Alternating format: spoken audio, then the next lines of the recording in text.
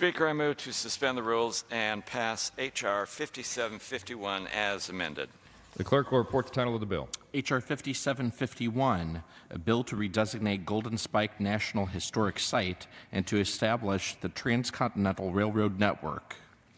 Pursuant to the rule, the gentleman from Utah, Mr. Bishop, and the gentleman from Maryland, Mr. Brown, will each control 20 minutes. The chair recognizes the gentleman from Utah. Thank you. Mr. Speaker, I ask unanimous consent that all members may have 5 legislative days to revise and extend their remarks and include extraneous materials on the bill under consideration. Without objection. And now I yield myself such time as I may consume. Without objection. Gentleman's recognized. Thank you. And I don't object to it either, sir.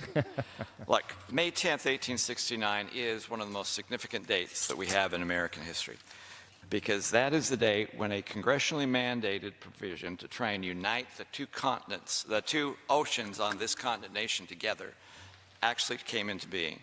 And the final nail that was the last spike that was put into this effort, that was originated by Congress, and actually, oddly enough, Congress had to get them to stop going at different directions and come together at one point, took place in Promontory Summit in my state of Utah, in my district, about 30 miles from where I live.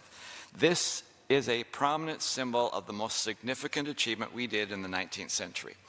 And it is, for transportation, as significant as landing a man on the moon would be for the 20th century. The ability of having the rail system went in there meant that some of my ancestors who had to walk every step across the plains, taking months to get to Utah, could now do it in 7 days on the new train that was going through there.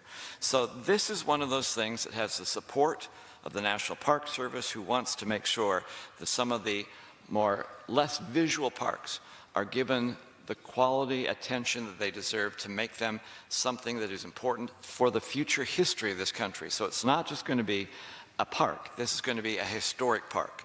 And it's going to be part of a transcontinental railroad network that will take all sorts of other activities that deal with transportation within the area, allow them to make them more public, and allow people to spend several days visiting different areas.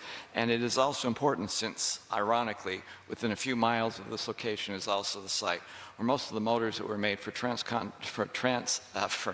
outer space travel were also built at the same time. So this can also become a hub of truly educational value about transportation in both the 19th century as well as the 20th century.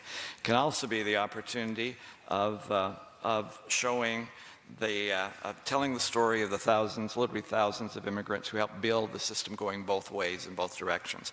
And it establishes a process so that challenges that have been long-standing with neighboring landowners can be resolved in an easy and simple way, not only now, but also going into the future.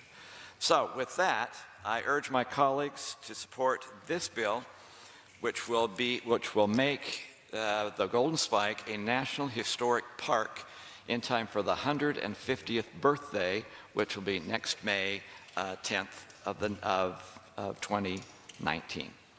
And with that, I will reserve the balance of my time. Gentleman reserved.